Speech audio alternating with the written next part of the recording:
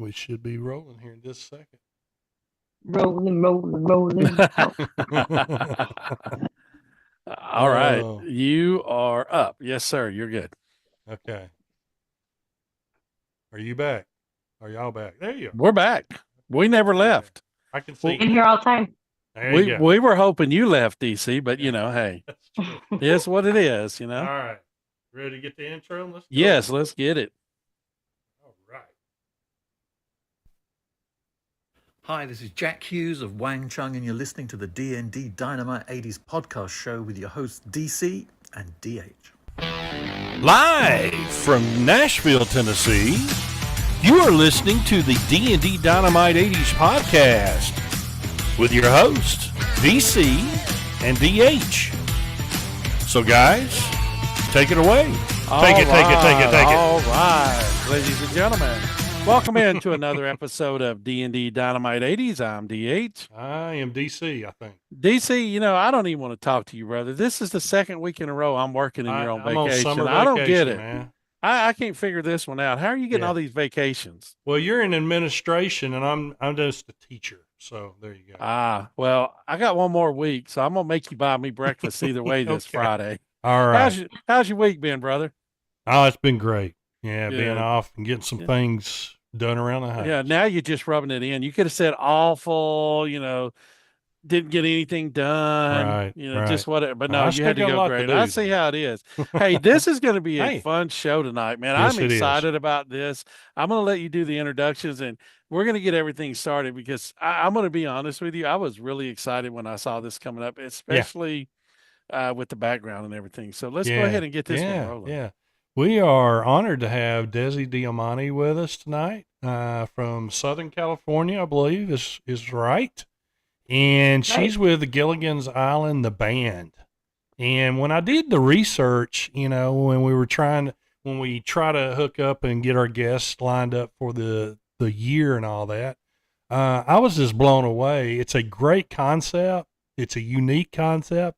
And definitely wanted to reach out and see if she would be on the show. Yeah. So we appreciate you taking some time with us. Absolutely. Thank you for having us. I say us because I represent the entire band, but right. Yes, thank you for having me here. Yeah. Let me ask. Well, go ahead. Yeah, one of the things I want to start off with, DC. I'm jumping in on you this time. I'm going That's to okay. start it. It looks like you guys have so much fun when you're performing, and it just seems so light and so fun. How did this whole concept come about? You're definitely right about it being extremely fun. There's always live antics that happen on stage, and you never know what to expect, even though you have like a set list and you've rehearsed.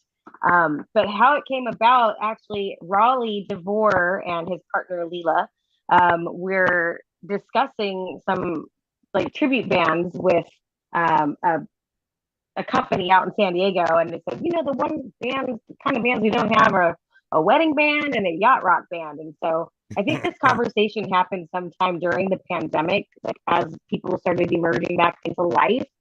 And Leela started putting her thinking hat on, and she was like, I wonder if we could do like seven people, what kind of band we could do, like keyboards, guitar, singers.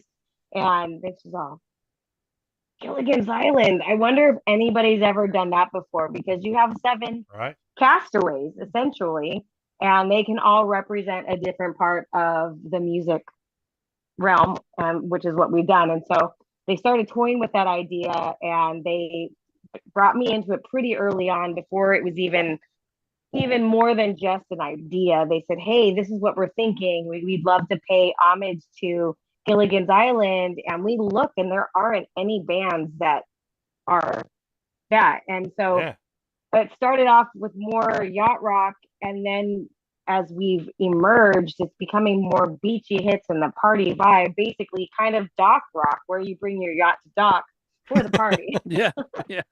And I will say it's really cool because we've had a lot of bands on, and I have to say this is probably the most unique because we get a lot of tribute artists and a lot of 80s bands, but the actual Gilligan's Island theme. And I mean, I'm just going to be honest with you. Gilligan's Island was always one of my favorite shows. I thought it was way underrated. But it was just so cool to see the concept y'all came up with and how you put that in. And it's like you said, it's just kind of like a giant, let's just have a party and here we go. Yeah. You know, when you watch an episode of Gilligan's Island, no matter what happened, you would always, at the end of the episode, you always leave with your heart feeling warm. And I think that's what happens with Gilligan's Island, the band. When people come to see our show, at first they're like, I don't know what to expect. And we're still relatively new. We're on our second season. But when people leave the show, they're like, that was so cool. That was amazing. I had so much fun. I want to come back. When's your next gig? So it's been really fun to kind of pay tribute to the characters, to pay tribute to the legacy that Sherwood Schwartz created when he created the show, but also to bring in our own style because we're not Gilligan's Island. We are Gilligan's Island, the band made up of people that are dressing up to honor the legacy that you can sometimes see on reruns. Right. If you're lucky. Right. You have to know where to look. Right. Yes. That's true. That is true. My question that I always kind of start out with, and this very general question as you'll know, but I'm interested. When did you get the musician bug? At what age? How long have you been doing this kind of thing? It's kind of a hard question. No, I think I've always been musical. I grew up around it. My dad, Kenny Metcalf, was in the heavy metal Christian band Striper in the 1980s. Oh, wow. Yeah. Okay. So yeah, I kind of grew up around him being a musician and always being interested in it. I started playing guitar when I was 9. And then I think I played for about 2 years. And then I said my fingers were too small. So I quit until I was in high school. And then my senior year of high school, I got back into playing guitar. And then I've been playing ever since. So it's been a little while. Yeah, absolutely. But yeah, I grew up watching my dad create songs and start his own bands and play music, and always being so encouraging to me to, if I was interested, to pursue it. So if I said, hey, I'd love to learn how to play guitar, he's like, well, what kind of guitar do you want? My first guitar was a Fender Stratocaster, and then my first return guitar was a Ovation, the kind with the leaves that Nancy Wilson played. Yeah. Right. I saw her playing on VH1's Behind the Music, and I said, oh, I want to be like that. Yeah. So, yeah, absolutely. yeah. Yeah. So it was a no-brainer when you joined, or y'all joined this group of musicians together for this. What is so cool to me is everybody's character is spot on. Thank you. They all fit the mold. And obviously yours is spot on to me. It's fantastic. But so it works for you. It works for you guys, doesn't it? That's what we really want. We honestly, our goal is to be as authentic as we can without crossing any legal lines, because we are essentially a tribute band or a cover band, because we're playing cover songs dressed up as characters that somebody else wrote. So it's a fine line, but we will always do our best to be honoring and integrous to what's been created. You probably won't see us quoting much from the show, but we will be as authentic to the characters as we can be in our own personal interpretation as performance musicians, essentially, because most musicians are not actors unless they're on a theater stage. But we are. We get up on the stage and we perform a show. So I don't know if that makes sense. Right. Yeah, I was going to ask you about that. Was one of the questions I had, was like the copyright stuff, if that was kind of tricky. We are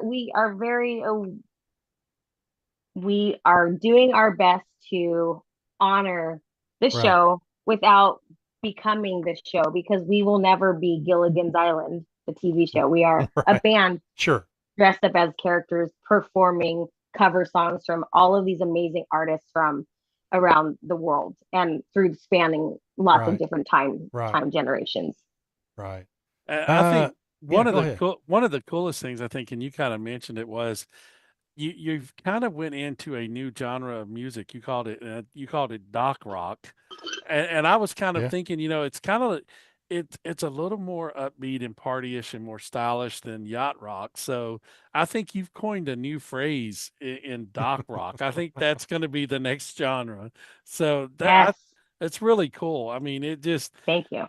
like I said, everything you guys do, it's the entertainment value and all. You guys are amazing musicians, and Thank you you. make it look so easy. But kind of talk to us about how you guys go in and prepare for a show, because you guys make it look so easy and so much fun. But I know I there's a know it's a lot of lot of hard hard work work. Sure. behind the scenes. Yes. Sure.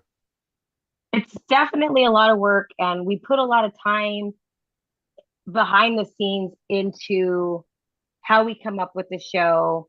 It depends on the time of the show, because some of our shows we've had like 3-hour tours literally, or we've had 45-minute sets. And we live in such a culture nowadays that you lose people's energy or attention really quickly. So, when we So first true. got up there, we had a lot more yacht rock in our set. We started to notice that the audience was gravitated more towards the songs that got them up and dancing and moving. And clearly in the show, they got shipwrecked because, their yacht didn't work. So because of the storm. And therefore we have a yacht that we can bring on some shows when they're local, especially, that has a little hole in it. And we've left our rock behind. We left it at a gig in Dos Lagos in California. So hopefully we can get that back. But we left our rock behind. But obviously our ship sank, and we realized that people actually want to party at the beach. So we still do. We have I love the blend of music that we have with like the yacht rock and beachy hits and 80s, 70s, whatever we need to fill the space. But it all has to do with the theme. And so when we're discussing a show, it's usually me and Raleigh that are texting back and forth, me, Raleigh, and Leela. And then we bring in the rest of the band and we get input, and everybody's throwing out ideas for different songs. And we have a lot of songs that we still haven't added that we're going to add to our list this year, which is really cool. But it's kind of like a group collaboration where we work together. We start small and then we start to expand out. And then when everybody agrees on it, we work together. And thankfully, every single person in this band is super cool. Nobody has an ego. Even as we have our guitar player, Todd, is fantastic, and he can shred it, but he's the most humble guy. And our Mr. Howell's really like Nick, he's super humble too, and yet he's really big and boisterous, but nobody has an ego. Everybody is there to serve each other, and I think that's what makes this band work. And we've had we've been overseas together. We survived customs in Cancun. That's a whole story. But I think it's all about communication and showing honor to each other. And I think that's what makes this band work. Yeah, we get frustrated. We step on each other's toes, but if we communicate through it and we show each other respect, that's how our shows come together. And that's why it's fun, because what you see on stage is true. We're having a great time, and we have a great time together. Every single person adds their part to the show. And without those people, we would be incomplete. So we just have to work together a lot behind the scenes to make it work. Oh, yeah, it's obvious, very obvious. And we're going to look at a clip here in just a second. But one of the things that I wanted to also ask you was, have you gone nationally? Have you played nationally all over the country? We have played. Have we played out of state? I think we've done primarily California gigs. Okay. But we were in Cancun last year. We did the Sands Rocks in November, and we're going back again this year in November. Oh, fantastic. Yeah. Awesome. So we're happy about that. I mean, it would be one of our ultimate dreams, obviously, would be to get into like a cruise circuit, because this is the perfect pool band. Sure. So it would be ideal. It would be ideal for that. For our second season to be invited back to Cancun already is great news for us. And we're like, all right, it's only gonna keep, I think, increasing as time goes. I mean, you have to start rowing the boat, and then your boat grows, and then DH, I just had a vision here. Can you imagine down in Nashville on Broadway at the Sky Deck having Gilligan's Island the band? That would be amazing. That would be amazing. I gotta be a promoter. I mean, you need to start making some calls. You darn right. That would be fantastic stuff. I mean, it would. Like we've been talking about. It's a unique idea, and no one else is doing. I can see it would everybody. be something that would be fantastic. Talking about the ultimate beach party on the Sky Deck in Nashville. Yeah. Everybody loves Nashville. I mean, I almost moved there in 2007. It just wasn't the right timing for me, and I have friends that live out there. So you know. Well, hopefully something like that could work. We do have some songs that we added to our show. Occasionally, we'll do like a Kenny Chesney song, or we'll throw in Pontoon. So we try to find. We try to find the songs that have to do with some kind of water, some kind of dock, some kind of beach, some beach somewhere, you know. So there's water everywhere. Yeah. We don't discriminate against the type of water. The water. Right. There you go. All right, DH, let's take a look. Yeah, hey, let's do it. Y'all are going to enjoy this, folks. Yeah, this is going to be some great stuff here, guys. Let's get it going here.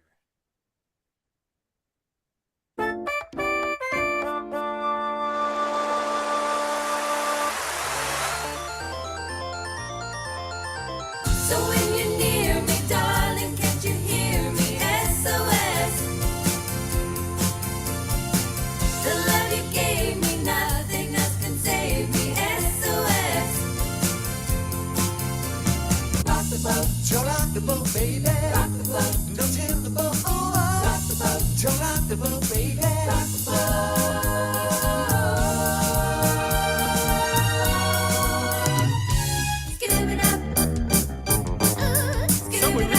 And grabbed it. It was a rock lobster.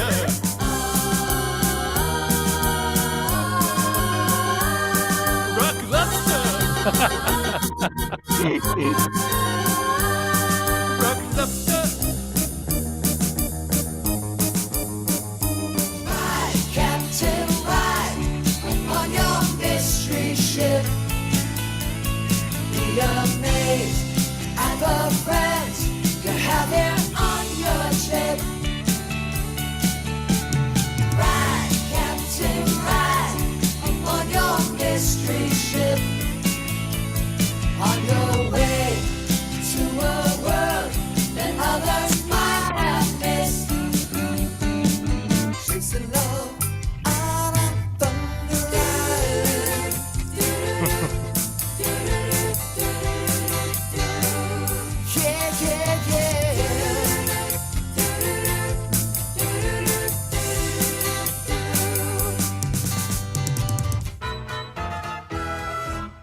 Fantastic. That's awesome. Love it. I love it. Awesome. Love it so much. I love it so much. My favorite is the Red Lobster song. I mean, that's just amazing. That is my favorite song to sing every single time. I mean, there's no coming back from it. It has to be the icing on the cake, because you can't come back from that song, and it gets crazy. And the audience, when we play that song, and the down, everybody goes down to the ground. It's never the same, but it's always chaos. The best kind of chaos. Now, is she Mary Ann or what? Oh, I'm telling, it's just so much fun to watch, because it's amazing. The music is so much fun, but then watching the characters too. It's like a double party. And usually you got to pay double for that, but you get it one price for all. You know what was best about that clip was Lovey on the guitar. Oh, I thought it was that you wasn't in it. Oh, well, that's true, but that got me when I seen Lovey on the guitar. I don't know, that was man. Awesome stuff. Skipper with the red lobster. Skipper with the lobster too. Awesome. That's good stuff. That's pretty awesome. Now, Desi, this is going to bring us to the most important question of the night. Yeah. Now, DC has this infatuation. I don't know where he gets it from, that somehow I always cheat, but I try to tell him some guys have all the luck. Wait a minute, let me turn my heater off. My legs, I got hot legs right now. Woo.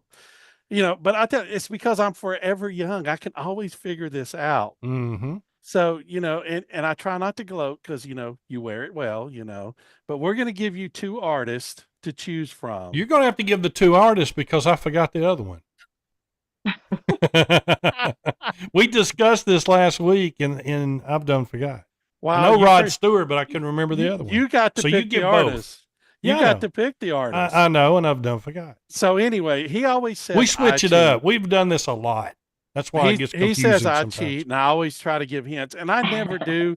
I just, Right. some guys have all the luck. I mean, Right. I just don't know why.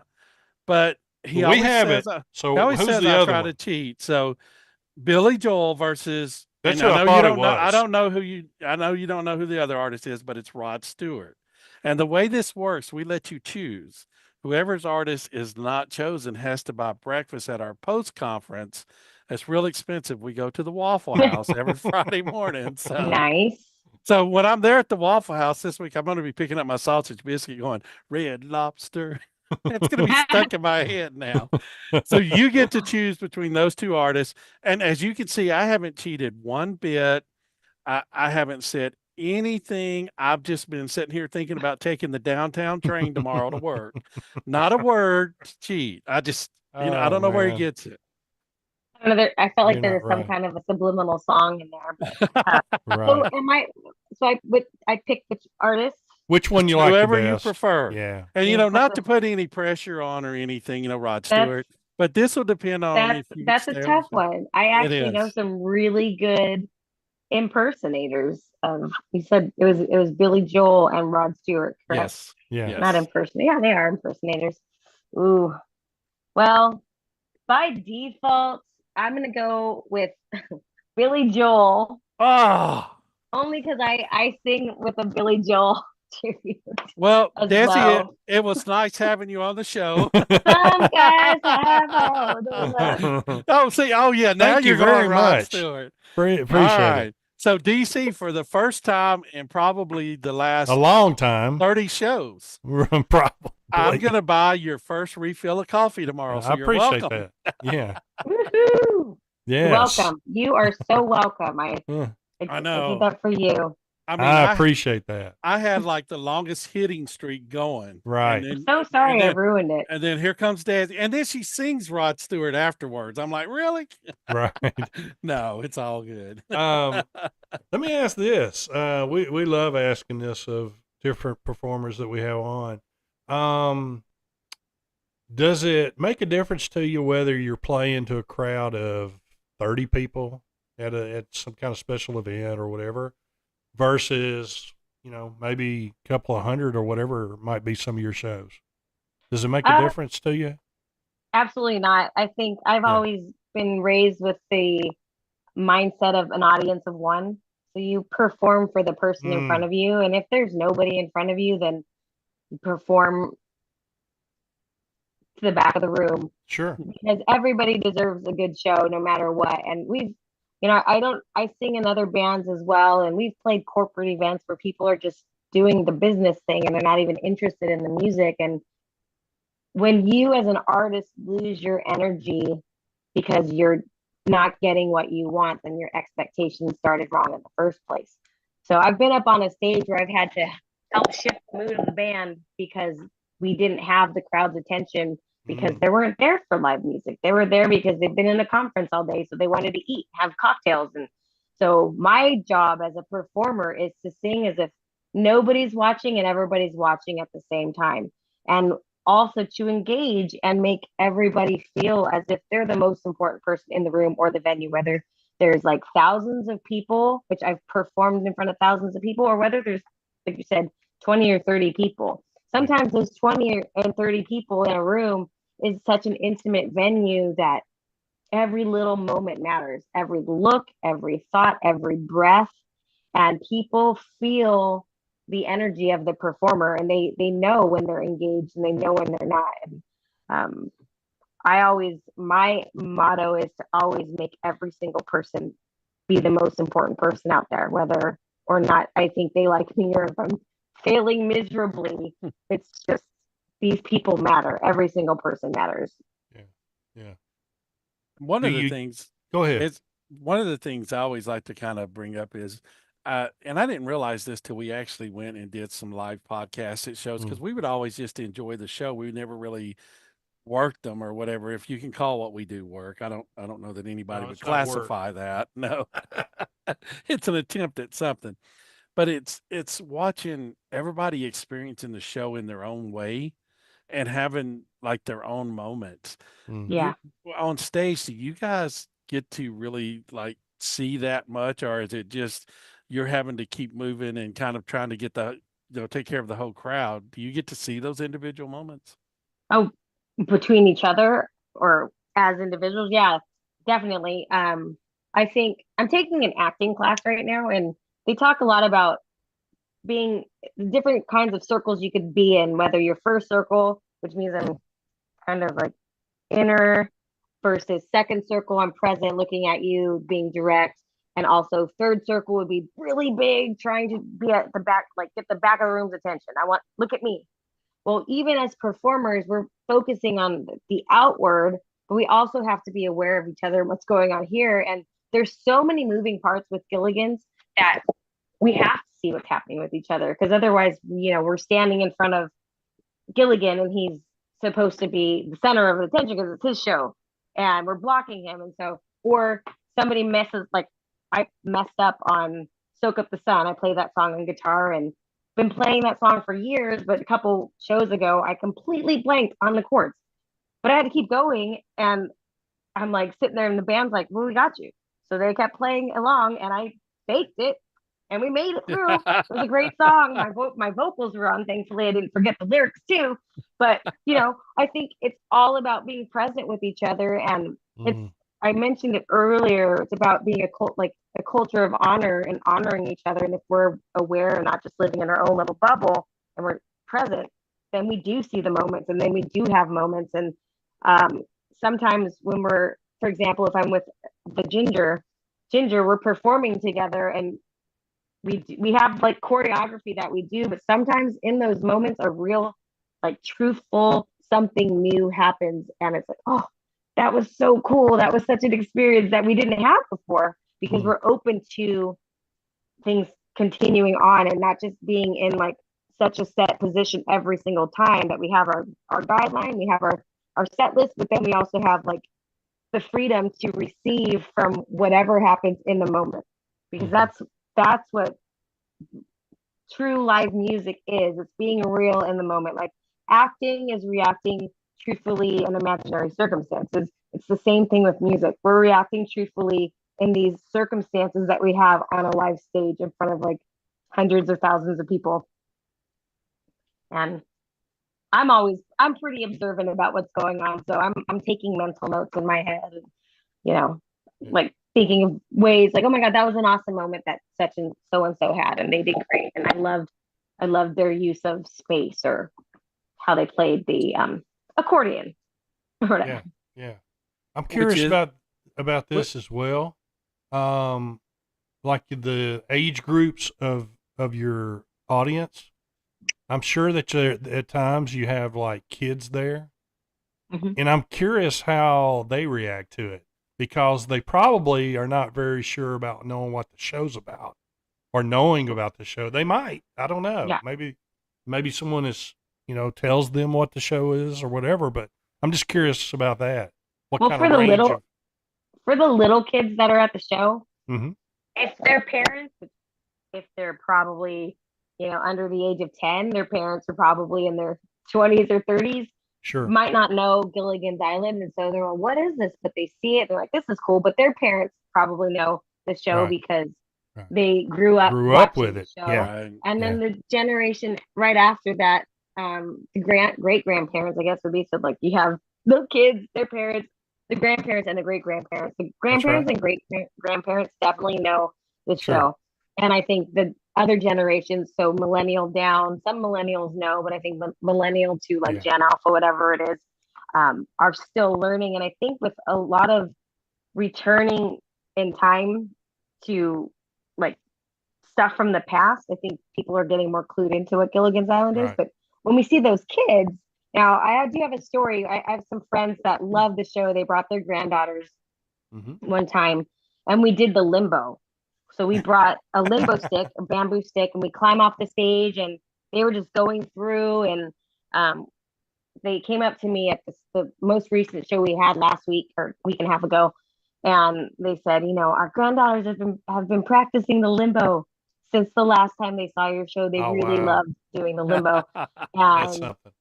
yeah, and we didn't do the limbo on that show because it was such a short one, because it's a long song that we do the limbo on. It's like Jungle Love or something. But I think like kids love it. They love the party antics. We have bubble guns that we use when we do the Don Ho song, Tiny Bubbles. Tiny Bubbles, yeah. And so like there's something for everybody in the show. And if they don't know the classic TV part of it, they see the show and like, this is cool. And we are the characters that are on stage for the day for them. And I think all ages love it. I have like my youngest niece is 5 and she loves the show. And then we blow up beach balls and throw them into the crowd. The crowd having a loves blast. that. You never go wrong with a beach ball. No. Wow. Wow. And then, when we do our social media posts, we try to pay homage as well as we can to honoring the show. And while creating our musical thing, we just try to keep everything in theme, and hopefully we can educate people on classic television. That was I would be wasn't always interested. classic. I would be interested to see how many people have actually been introduced to Gilligan's Island, the show, after they've seen your band. Yeah. Probably quite a few. I know some of my some of the people I work with had never heard of the band, and I tell them, and they're like, "Oh, that's cool." And I think you can watch it on certain streaming platforms. It was on one for a while, and then they took it away, and I think the people revolted and said, "Hey, bring it back." And apparently they just brought it back at the beginning of June. So, I mean, I've only seen a handful of episodes in my life, but all the episodes I've seen are pretty cool, and I would love to watch more, because even if we're not, we are singers and musicians up on the stage. I want to have as much knowledge about the show as I can, so that I can carry that forward, because people, they feel it, they know it. They're like, "Oh, I believe it." And that's the point. We want them to believe what we're bringing, whether it's like, Vacation by the Go-Go's or Thunder Island. We just want them to believe what we're singing, and we're literally castaways on an island, and every island we go to looks different. We're lucky we're not shipwrecked on one island. There you go. Desi, let them know, everybody, about your social platforms that they can find you on, and what you got coming up soon. Yeah, well, you can find Gilligan's Island the band. It's Gilligan's Island the band, I think, on Instagram. Sounds it might be I think it's Gilligan's Island the band. And you can find us on Facebook as well. And eventually I'm sure we'll start a TikTok, but right now those are the two major ones. Plus we have our YouTube channel where you can see a lot of our videos from our live performances. Everything's live. Everything that you heard today in our promo video, we recorded in the studio, and then everything else has been like live, either video recordings from cell phones or some really nice cameras. Hopefully we'll be getting more footage this year. We have some photographer friends that are coming out more consistently. Oh, great. Good deal. That's great. I'm also on social media, Dunamis Desi, on Instagram, Facebook, TikTok. Right. I'm learning how to build the TikTok thing. Yeah. And I'm in another the TikTok band. thing's a different animal for sure. That's pretty unique animal. Yeah, I'm still learning. I feel like I have 2 left feet when I get on there, but it's a really great platform for creating some videos. And I try to create a lot of the digital content for Gilligan's, as well as for the other bands that I'm in. Kenny Metcalf. Fantastic. Yeah. Can you stick with us as we close out? Sure, absolutely. All right. DH, take it. All right, ladies and gentlemen, that's going to do it for another episode of D&D Dynamite 80s. Desi, thank you for joining us. And I'll go ahead and tell you, even though you didn't quite make the right pick. Either congratulations or condolences, whichever way you want to look at it. You're now part of the D&D Dynamite family. Woo! So welcome to the family. Thank you. Congratulations, condolences, whichever way you want to look at that. Congratulations, definitely. Okay, There there you we go. go. Let's see. All right. So, ladies and gentlemen, you can find us on Twitter, YouTube, Instagram, Facebook, website, all of it, D&D Dynamite 80s. You can also find us on Canyon Star TV. We're a member of their family, so our shows go on there as well. So give us a shout out, give us a like, give us a follow, or just join in and have some fun on Tell a us how Wednesday much we night. stink, whatever. Yeah, well, we'll save all the that for you, complaint DC. that goes to his department. And I'll That's forward it DH. straight over to DC. No worries at all. Right. Folks, as I always end off before I send it over to DC, remember, it doesn't cost anything extra to be kind. So always be kind to each other. DC. Amen. Amen, brother. Before we get our sponsors in and all that good stuff, let me go. Condolences to family and friends and fans of Brian Wilson. Passed away today. I'm wearing my Beach Boys shirt today. Yes. Yeah, I hated to hear that. So, Yeah. condolences to them. Our thoughts are with all those folks. That's a big loss. So, yep, wanted to mention that before we get to the sponsors. Yes. D&D Dynamite 80s would like to thank their sponsors: Hudson's Flags and More, Nesting Project of Smyrna, Tennessee, PJG Marketing, Totally Cool 80s, Charlie Bubbles Cares for Kids, Jackie's Creations on Facebook, Riley Rhodes Art Designs at RileyRhodes.art on Instagram, and the Magic Yarn Project. You can find all these great folks online. You most certainly can. Yes, and folks, when we started this show, we said, one of the things we're going to do is kind of give back and help others. And we have been blessed to be part of two amazing organizations, to be associated with them. And if you are looking for an association to give something to or send positive thoughts to, check these two out. The Magic Yarn Project, what that is a group of volunteers across the nation. And what they do is they hand knit headwear, superhero, princesses, or whatever, for children that are battling cancer, and they provide that for free to those kids, and it makes a huge difference for those kids and those families.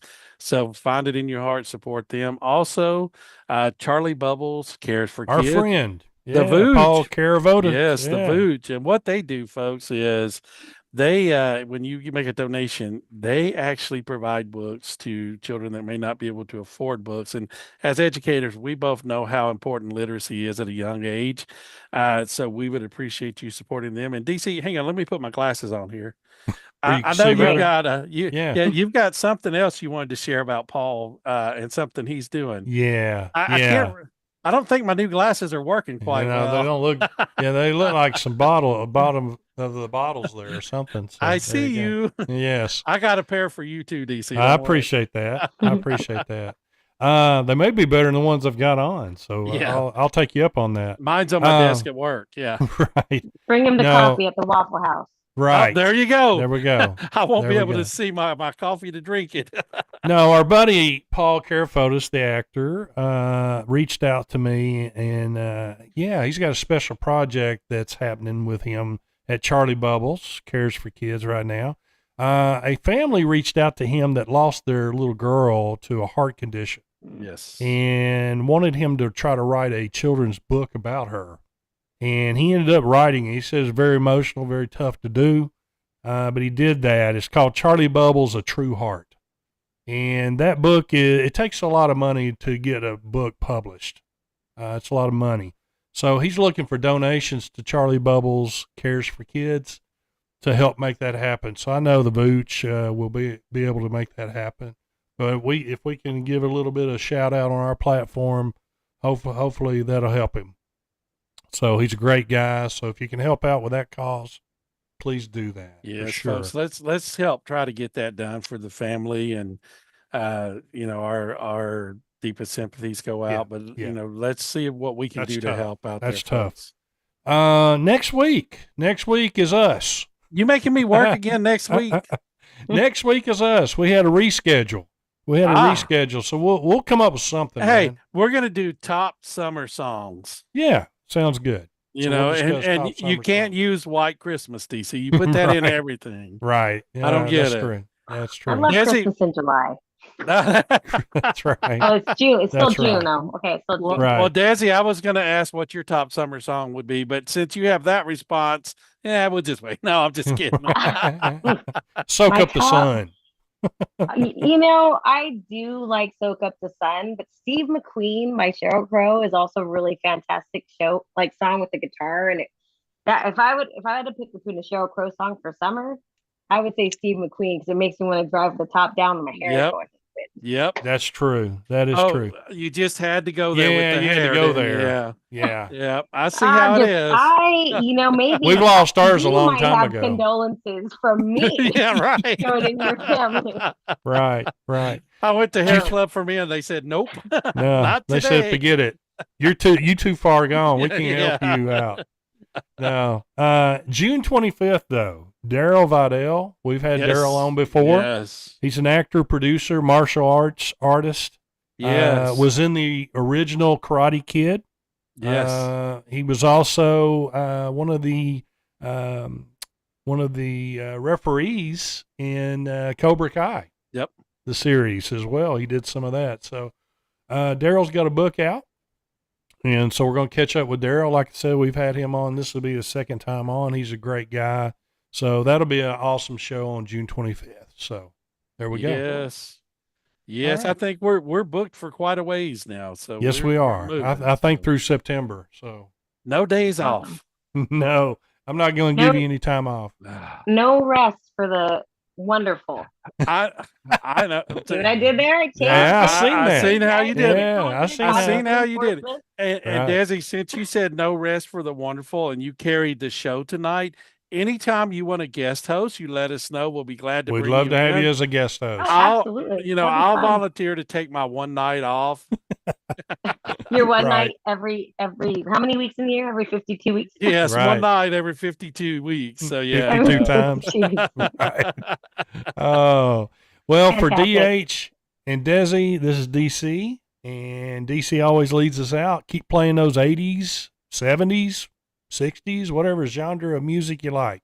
Just keep playing that music. We'll see you next week. See you Awesome. next week, folks. Thank Thank you. you, Desi. Bye-bye.